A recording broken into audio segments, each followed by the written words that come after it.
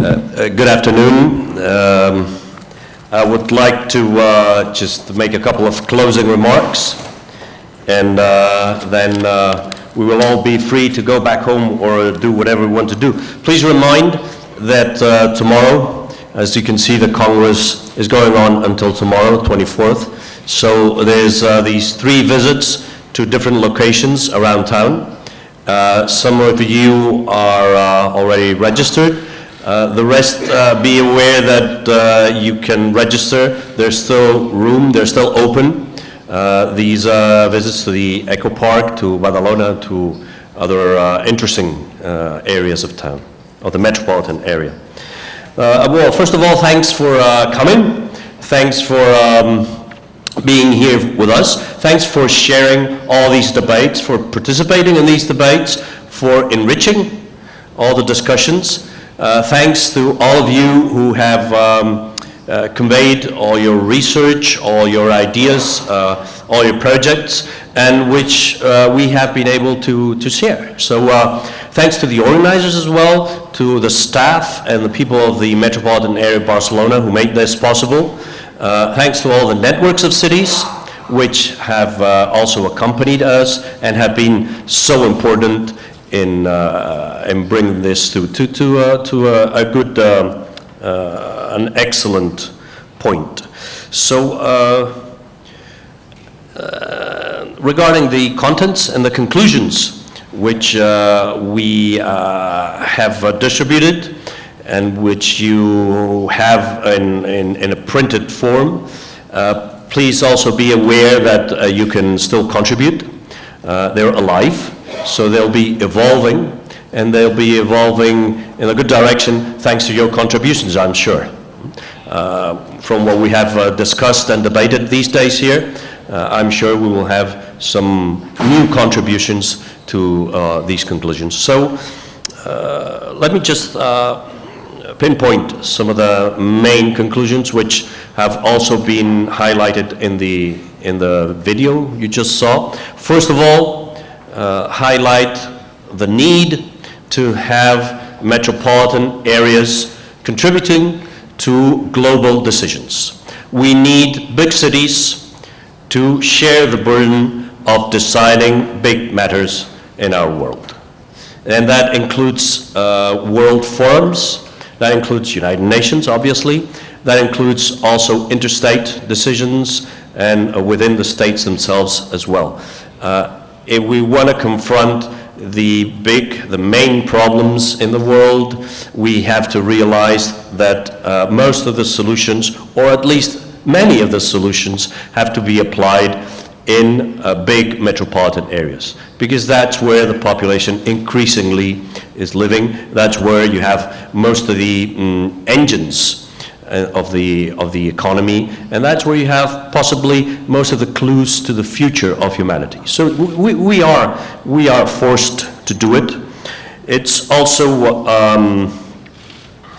the second point, important point, would be to improve metropolitan governance, to make it possible, to make it representative, to make it visible to citizens so that they're aware that they have a metropolitan government, that the big city is a reality, that they're included in that. And that also implies having a good relationship between all those agents which have to participate in metropolitan governance. That includes the smaller municipalities included in metropolitan areas. They need to have a good relationship. It needs to be fair.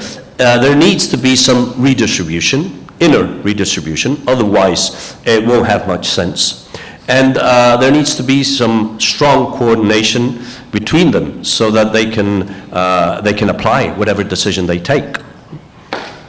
That also means leads us to the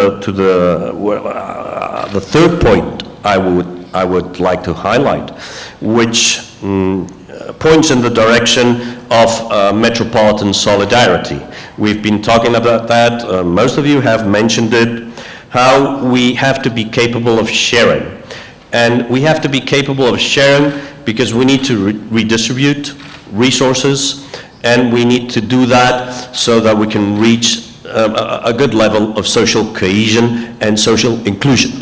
That's one of the main objectives we have. But also, we need to face social inequalities and redress them. And we need to face problems of sustainability and address them. So we need to do that. It's not that we choose to do it. It's not that metropolitan areas would like to have more power. It's not that metropolitan areas will choose politically to go in this direction or the other direction. It's above all that. It's a basic need. Either we strengthen metropolitan areas, metropolitan government, or the world will not go in the proper direction. We will not be able to apply our decisions, whatever decisions we take globally, into the local reality. So that needs to be done. How can we do that? You have talked about that, most of you also. We need to do it in an intelligent manner. So we need to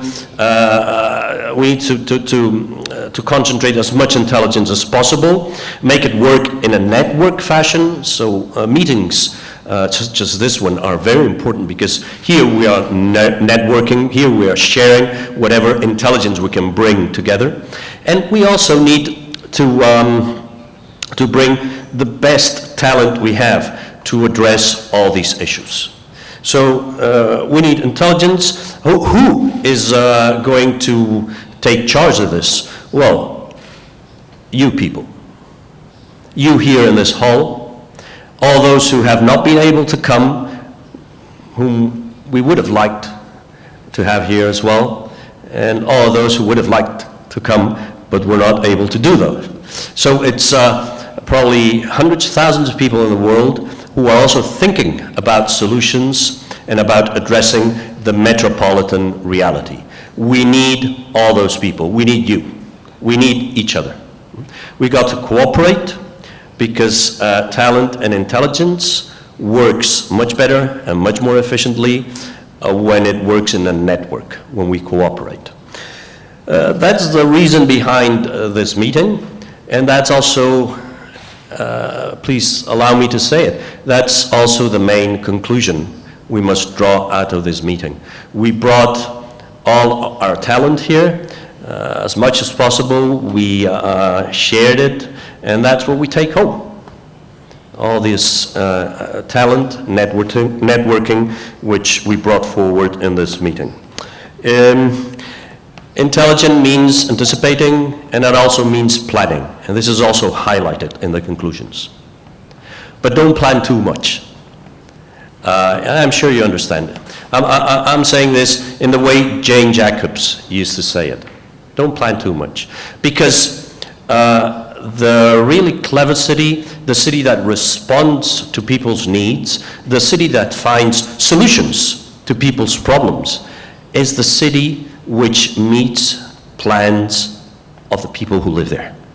It's the people who have to realize that their plans are possible in that city, that the city responds to their plans, each individual plan and the collective plans when they're put together.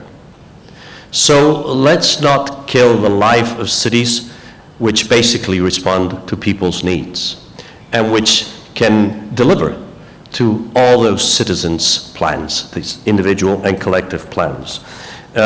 Cities don't need to respond to the plans of politicians or even to the plans of city planners. Cities need to respond to the plans of the people who live there. It's as simple as that. So bearing that in mind, I'm sure we can make wiser cities, more clever cities, fairer cities, and also happier and more efficient cities if we ourselves, when we address the issues of big metropolitan areas, are wise. Let's be wise, let's be clever, let's be fair, let's be efficient, let's be happy. And we will have much better and much more improved cities. Thank you so much for coming to Barcelona. Hope to meet you very soon. Thank you.